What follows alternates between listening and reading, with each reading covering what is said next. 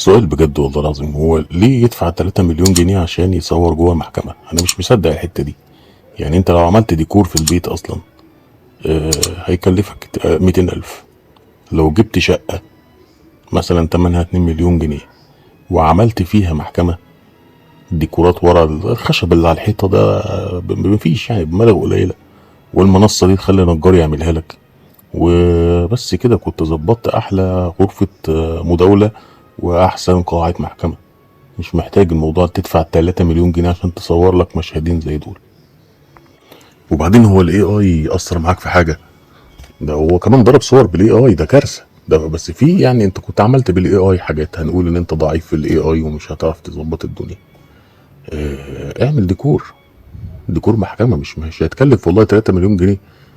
المشكلة في يعني المفروض يتحاكم بتهمة الغباء على رأي السادات، يعني لما قال عليهم المفروض يتحاكموا بتهمة الغباء السياسي.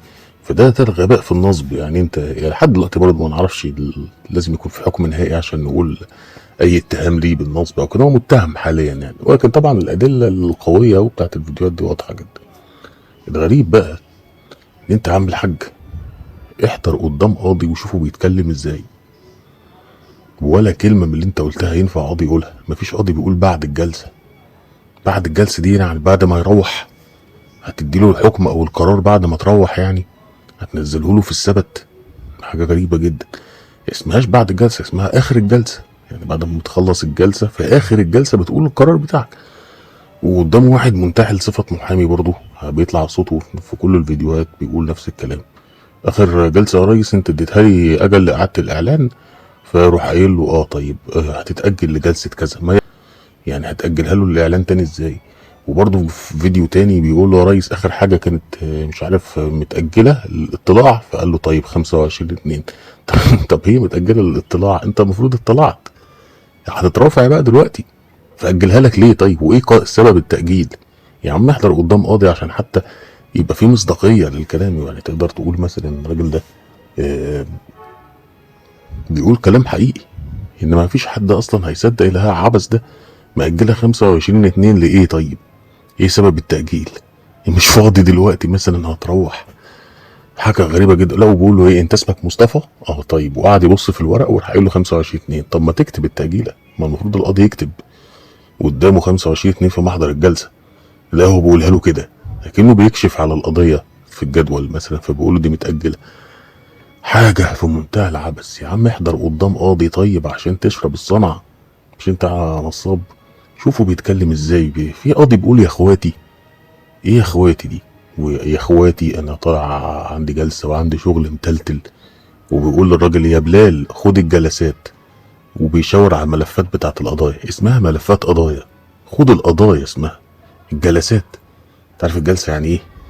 الجلسه يعني هي جلسه يوم كذا، فاهم؟ فالورق بتاع القضيه هو جلسه النهارده بس. انما تقول له خد الجلسات، اسمها خد الجلسه بقى. او القضايا بتاعت الجلسه او القضايا. يعني حتى انت مش، لا انت عارف مصطلحات القضاة ولا انت عارف القصة دي. خش احضر في محكمة، اتفرج على المحكمة، شوف الناس بتقول ايه وبتتكلم ازاي وقلدهم. يعني ده لو انت نصاب. لكن انت بصراحة انا شفتش كده، ما شفتش طريقة تفكير كده. والغريب الناس اللي اتنصب عليها من الراجل ده. الراجل ده باين عليه قوي ان هو مش قاضي.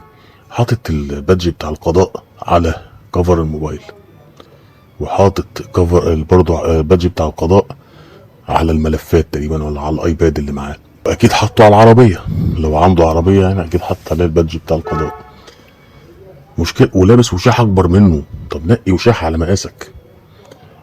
وايه حكايه الوشاح الاحمر اللي دايما بيلبسه؟ فيه وشاح اخضر على فكره، الغالبيه بيبقوا طول الوقت. وبعدين قاضي في مجلس الدوله كاتب على نفسه كده، كاتب على نفسه ان هو قاضي في مجلس الدوله. وتصور في محكمه شمال القاهره. طب روح صور في مجلس الدوله. غريبه جدا بصراحه.